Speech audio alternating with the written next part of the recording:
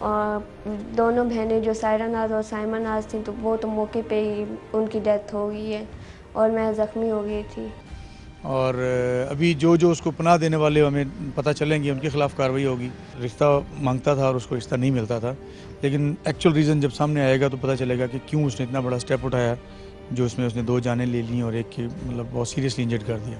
थाना सदर बैरूनी के इलाके ढोक लखन में पसंद की शादी करने वाली मरियम बीबी को इसके अपने भाई और चचाजाद ने गोलियां मारकर कत्ल कर दिया था, जबकि इसका शोहर जान बचाने की कोशिशें कर रहा है। घर से इसने बाकर शादी की थी, तो अभी ये इनके जो आपस में जद्दी की सूरत में एग्रीमेंट हुआ था कि ये बाद में रुखसती करेंगे बाकायदा तौर पे।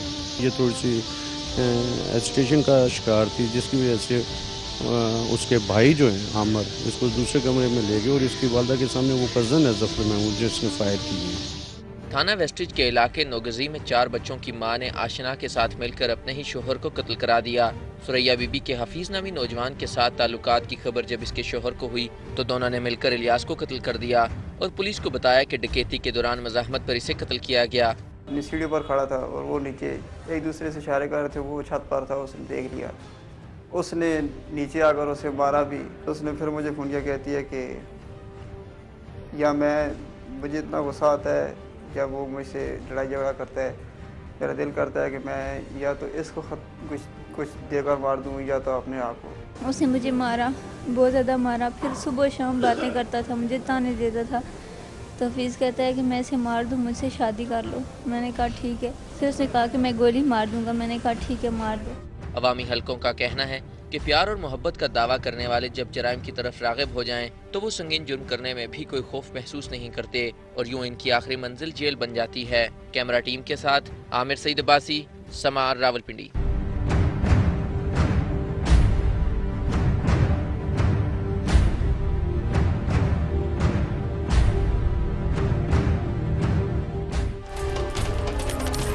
दुनिया के बाज़ मुमालिक में बच्चों को पैदाइश से पहले ही कत्ल कर दिया जाता है।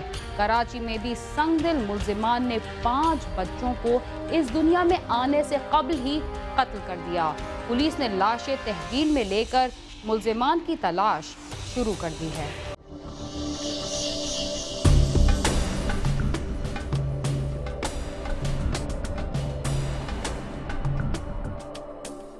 इंसानों के हजूम से भरे शहर कराची में जहां अहले दर्द अफराद की कमी नहीं, वहां ऐसे लोग भी पाए जाते हैं जो इंसानियत के माथे पर बदनुमा दाग की तरह नजर आते हैं। अगर ऐसा ना होता तो इस शहर में चलते फिरते अफराद को कत्ल करने के साथ ऐसे मासूमों को कत्ल ना किया जाता जिन्होंने अभी इस दुनिया में कदम ही ना रखा था और शिकम मादर में परवरिश के मराहिल से गुजर रहे थे कि इनकी आंख खुलने से पहले ही इनकी आंख हमेशा के लिए बंद कर दी गई। ये दिलखराश वाक़या कराची के इलाके महमूदाबाद में पेश आया, जहाँ की आबादी अख्तर कॉलोनी में गंदे नाले के साथ बनी कचरा कुंडी से ऐसे 5 नाजायदा बच्चों की लाशें मिली जिन्हें दुनिया में आने से पहले ही मौत की नींद सुला दिया गया था। सफ़ाक मुल्ज़मान ने बच्चों की लाशों को डब्बे और प्लास्टिक की बोतल में बंद करके रात की तारीकी में इन्हें फेंक दिया था, जिसकी निशानदेही अगली सुबह कचरा कुंडी से कचरा चुनने वालों ने की। वाक़े की इत्तला पर पुलिस मौके पर पहुंच गई, जिसने खिलने से पहले ही मुरझा जाने वाले मासूम फूलों की लाशें पहले महमूदाबाद थाने और फिर जिना अस्पताल पहुंचाई। कॉल आई है 15 पे कॉल आई है, जो कि पीसीओ का नंबर था, वहीं अख्तर कॉलोनी का इलाका है, उसमें पीसीओ से फ़ोन किया था। तो हमने वो नंबर भी ट्रेस किया, तो वहाँ से फिर पीसीओ वालों को भी लेके आए हैं। तो उससे भी यही मिली है मालूमात कि वही कहते हैं कि मुझे नहीं पता कि कौन आया था, कौन पीसीओ है यहाँ पे, तो हर तरह के लोग आते हैं, बात की है।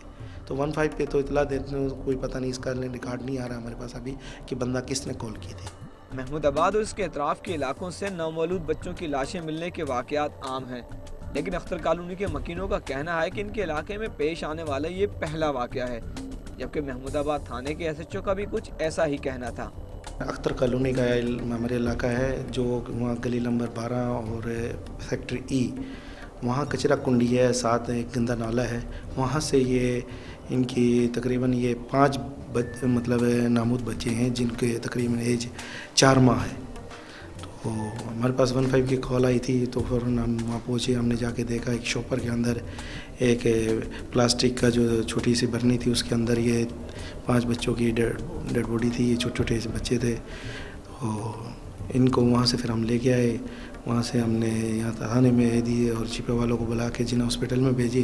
अख्तर कॉलोनी में कचरा कुंडी से 5 नाजायदा बच्चों की लाशें मिलने की इत्तला जंगल की आग की तरह फैल गई। तफ्तीशी हुक्काम का कहना है कि इस वाक़े में गैर कानूनी मैटरनिटी होम्स के मुलव्वस होने को खारिज इम्कान करार नहीं दिया जा सकता। महमूदाबाद और अख्तर कॉलोनी में 7 मैटरनिटी होम और अस्पताल कायम हैं। वाक़े के बाद महमूदाबाद पुलिस ने इन अस्पतालों पर छापे भी मारे, लेकिन इन बच्चों की हलाकत की इत्तला पर अस्पतालों का अमला पहले ही रफू चक्कर हो चुका था। इन मैटरनिटी होम में हैं जो अख्तर कॉलोनी और इसमें प्राइवेट क्लिनिक हैं, और टोटल 5 या 6 प्राइवेट हॉस्पिटल और क्लिनिक हैं जिन पे हमने बंदे बुलवाए हैं, इन्वेस्टिगेशन वाले भेजे हुए हैं। वो इनकी मतलब पूरी इन्वेस्टिगेशन कर रहे हैं, तो उसके पूरे क्लियर जब हो जाएगा इंशाल्लाह फिर आपको पूरा मीडिया इस पे हम कार्रवाई कर रहे हैं, क्योंकि ये किसी हॉस्पिटल या किसी क्लिनिक का ही है। क्योंकि ये जो 5 हैं तो आप समझते हैं कि ये किसी घर से तो एक ही दम 5 बच्चे एक ही दम नहीं हो सकते, या तो किसी हॉस्पिटल या किसी मैटरनिटी होम का ही है। तो वहाँ पे इंशाल्लाह अपने इलाके में, डिफेंस के इलाके में, बलोच के इलाके में हम कार्रवाई कर रहे हैं। जितने भी प्राइवेट हॉस्पिटल या मैटरनिटी होम या प्राइवेट क्लिनिक है, तो वहाँ से जो भी हमें मुद्दा मिलता है इंशाल्लाह उस पर हम पूरी इन्वेस्टिगेशन करके इसकी तय में पहुँचेंगे। दुनिया में आने से पहले ही जिंदगी से महरूम कर दिए जाने वाले 5 बच्चों की हलाकत के बाद सिंध हुकूमत ने इस वाक़े की तहकीकात के लिए मेडिकल ट्रिब्यूनल तश्कील दिया है, जिसकी रिपोर्ट आने के बाद ही इस वाक़े का मुकदमा दर्ज किया जाएगा। इसका मुकदमा तो हमें इस तरह करेंगे, क्योंकि अभी MLO की रिपोर्ट आ जाती है ना, तो 4 माह से अगर अजीज़ कम है तो फिर तो हम 329 से ये मतलब अभी जब तक हमारे पास मेडिकल रिपोर्ट कंफर्म नहीं होती है, आ जाती है, फिर हम उसके बाद ही इसका तयन करेंगे। कैमरामैन फहद खान के साथ सालिक शाह, समा, कराची।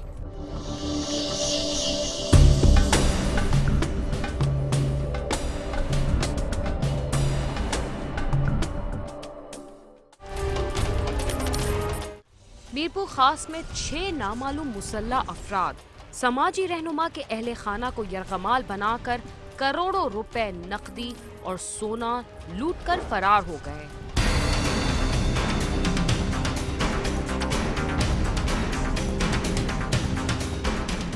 गुज़िश्ता साल के इख्तिताम पर मीरपुर खास पुलिस की जानिब से कत्ल और इक़दाम कत्ल के अलावा रहजनी और गाड़ियां छीनने के 2459 मुल्ज़मान को गिरफ्तार करने और 9 गिरोहों का नेटवर्क तोड़ने का दावा सामने आया था। इसके बावजूद डकैतियों और भत्ताखोरी के वाक़ात में कमी वाक़ई न हो सकी। गुज़िश्ता दिनों बुखारीपाड़े में मारूफ समाजी रहनुमा जाहिदा डेथो के घर 6 नामालूम मुसल्लह अफराद अहले खाना को यरगमाल बनाकर करोड़ों रुपए नकदी और सोना लूटकर फरार हो गए। मुल्ज़मान की अदम गिरफ्तारी पर शहरी सरापा एहतजाज है। ये तो हम लोग सो रहे थे, रात का 3 बजे का टाइम था। 6 लोग एकदम से अंदर चले आए, तो मैं एकदम से उठ गई क्योंकि मैं वहीं पे जो है वो सो रही थी। तो हम सबको वहाँ कमरे में होस्टेज किया उन्होंने ना। फिर वहाँ पे हमारे दूसरे कमरे में जो है वो उन्होंने पूरी क्लीन अप किया, सारी चीज़ें जो भी थी, हमारी गोल्ड कैश जो भी था। कोई कहीं भी महफूज नहीं है, न कोई रोड पे महफूज है, न कोई घर में महफूज है। हर रोज़ चोरी होती है, लोग अगवा होते हैं, मर्डर होते हैं, कोई पूछने वाला नहीं है। ये नाल इंतजामिया को हटाया जाए, ये सिफारिशी जो पुलिस अफसरान है उनको हटाया जाए। बात डकैतियों पर ही ख़त्म नहीं हो जाती, बल्कि भत्ताखोरी की पर्चियों के अजाब ने भी शहरियों की नींदें उड़ा दी हैं। भत्ता न देने की सूरत में उन्हें गोलियों का सामना करना पड़ता है। मुझे आने के बाद कहने लगे कि जी हमें जो है 50,000 रुपये दें, तो कल शाम को आपको देने, वरना आपके बच्चों को हम किडनैप कर लेंगे या मार देंगे। उसके बाद मैंने इंतजामिया से नॉलेज में लाया। इंतजामिया नॉलेज में लाने के बाद उन्होंने मेरे को फायरिंग की स्टेट फायरिंग। तो उसके बाद फ़ोन किया पर धमकी दी कि आप तुम इंतजामिया को बताया, अब तुम बचना और तुमको देख लेंगे। इंतजामिया कुछ भी नहीं कर रही है, इसमें मैं क्या कर सकता हूँ। करीब हम स्थिर रही, हम किसके पास जाएँ। इंतजामिया हाथ पे हाथ रख के बैठी हुई है। आज आया 4 बजे करीब, बोला 10,000 15,000 रुपये, तो 15 दिन में 20 दिन में। हमने बोला भाई हम तो नहीं देंगे, हमने उसको मना कर दिया। तो वो बोला फिर तुम खुद जवाबदार हो। शहरी कहते हैं कि शहर के तमाम रास्तों पर पुलिस चेक पोस्टों की मौजूदगी के बावजूद जराइम पेशा अनासिर का बआसानी फरार हो जाना पुलिस की कारकर्दगी पर सवालिया निशान है। पुलिस जराइम पेशा अनासिर के खिलाफ कार्रवाई में संजीदा नहीं, हत्ता के जराइम पेशा अनासिर की फायरिंग से हलाक होने वाले पुलिस एहलकार के कातिल भी गिरफ्तार नहीं हो सके, जबकि पुलिस का कहना है कि मुल्जिमान को जल्द गिरफ्तार कर लिया जाएगा। इसका हल तो अब क्या कहें, जब जो हमारे मुहाफिज हैं वो हमें कितना तहफ़्फ़ुज़ दे रहे हैं। अभी भी ये वाकया हो गया तो उसके बाद भी पुलिस कितनी पहुंची, क्या कार्रवाई हुई है, सब चीज़ सामने रखते हुए तो फिर हम सब मेरा ख्याल है मजबूर हो जाएंगे कि फिर हम खुद हथियार उठाएं और फिर आगे जो होगा अल्लाह मालिक। पूरी हम कोशिश करें और उसके लिए कुछ लोगों के नाम मिले हैं, वो हमारे लिए बड़ी इम्पोर्टेंट है। नहीं, एक क्राइम तो होता है, इतनी बड़ी पॉपुलेशन में, इतने बड़े शहर में छोटा मोटा क्राइम हो जाता है। क्राइम तो अपनी जगह हुआ है, लेकिन उसको ट्रेस करना और उनको डिटेक्ट करना ये हमारा काम है। तो उसको इंशाल्लाह ताला विदिन 24 आवर्स में कर लेंगे। पुलिस की गैर तसल्लीबख्श कारकर्दगी के सबब शहरियों में शदीद इश्ताल पाया जाता है। उनका कहना है कि पुलिस अपनी सफ़ों में छुपे आइस्तीन के सांप तलाश करने के साथ तमाम मसलहतों को बालाताक रखते हुए जराइम पेशा अनासर के खिलाफ भरपूर कार्रवाई करे। सरापा एहतजाज बने शहरियों ने मुतालबा किया है कि पुलिस जराइम पेशा अनासर के खिलाफ भरपूर कार्रवाई करे ताकि वो खौफ के बगैर अपना कारोबार जारी रख सकें। मोहम्मद रजा खान, समा, मीरपुर खास।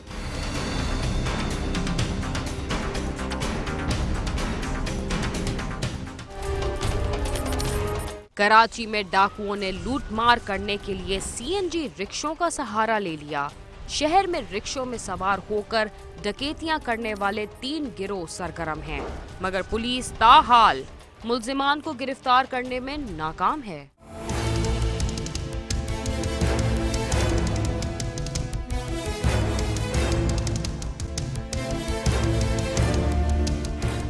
शहर कायद के बासी गुज़श्ता कई सालों से दहशत गर्दों के रहमो करम पर जिंदगी गुजार रहे हैं। साल 2012 के पहले माह में इन्हें टारगेट किलिंग और भत्ताखोरी के साथ डबल सवारी पर पाबंदी का सामना रहा, मगर हुक्काम पुलिस और रेंजर्स को हाई अलर्ट करने के दावे ही करते रहे। इसके बावजूद 1 माह के दौरान टारगेट किलिंग से बच जाने वाले डाकुओं से ना बच सके। पुलिस रिकॉर्ड के मुताबिक शहर में यौमिया 10 अफराद लूट मार के दौरान डाकुओं की गोलियों का निशाना बनते हैं और यहाँ पर रहने वाला शायद ही कोई शख्स डाकुओं से महफूज हो। पुलिस राय के मुताबिक शहर कायद में डाकुओं ने वारदातों का तरीकेकार तब्दील किया है। अब वो जराइम की वारदातों में सीएनजी रिक्शों का इस्तेमाल करने लगे हैं और पुलिस सिर्फ दावे ही करती है कि मुल्जिमान को जल्द गिरफ्तार कर लिया जाएगा। हमारे हत्थे चढ़ जाएंगे वो बचेंगे नहीं। फिर जैसे अगर कहीं मुकाबला हो जाता है तो फिर then it will be very difficult for them to save themselves. लेकिन हम इफेक्टिवली हम अपने एरिया को मॉनिटर कर रहे हैं और कोई गैंग अगर आती भी है इस तरह नज़र तो इस तरह हम will take action against that gang और इसको हम इंशाल्लाह ताला उनको ना सिर्फ गिरफ्तार करेंगे बल्कि कैफरे किरदार तक पहुँचाएंगे। लेडीज़ हमारे साथ डर के मारे बैठती नहीं है और ख़ास तौर पे जिन रक्षों में दरवाजे लगे हुए हैं ना उसमें ज़्यादा वारदात होती है, क्योंकि वो यहाँ पे हमें रोक के साइड में आ गए थे और दिखा के रोक लेते हैं और फिर अंदर बैठ जाते हैं और फिर उसमें वारदात करके आराम से चले जाते हैं। तो ये दरवाजे नहीं होने चाहिए रक्षों के। मोबाइल खड़ी हुई होती है 5 मिनट के फासले पर, सही ना, यहाँ लड़के डकैतियाँ मार रहे होते हैं खड़े हुए। पुलिस का कहना है कि चंद रोज के दौरान लूटमार और डकैतियों की मुतादिद वारदातों में मुलविस 20 से ज्यादा मुल्जिमान को गिरफ्तार किया गया है। काफ़ी मैंने 15-20 डाकू हमने इस हफ्ते में जो हमारी कंपेन चल रही है आईजी साहब की तरफ से वो इफेक्टिवली हम रेड भी कंडक्ट कर रहे हैं और ऐसे जो समाज दुश्मन अनासर हैं उनको हम एप्रीहेंड करते हैं और उनको as per law we you know take action against them. और जिसमें काफ़ी भी हमने रिकवरियाँ भी की हैं, मोबाइल फ़ोन स्नैच थे और कुछ लोगों की जो है कुछ गड़ियाँ शड़ियाँ भी, कुछ कैश भी रिकवर होती रही है और इसके अलावा जो है कुछ स्ट्रीट क्राइम के असला भी नाजायज़ उनसे पकड़ा गया है और कुछ ऐसे हमने पकड़े हैं जिनके पास नाजायज़ वो जो है किस्म के जो ड्रग्स वगैरह भी मिली हैं। कराची के जराइम पेशा अफराद पुराना अंदाज बदल कर यहाँ के शहरियों को रक्षों में आकर लूटने लगे हैं, जिन्हें पकड़ना यहाँ की पुलिस के लिए एक चैलेंज तो है मगर इनकी गिरफ्तारी कोई मुश्किल काम नहीं। कैमरामैन मुदस्सिर हसन के साथ खुर्रम गुलजार, समा, कराची।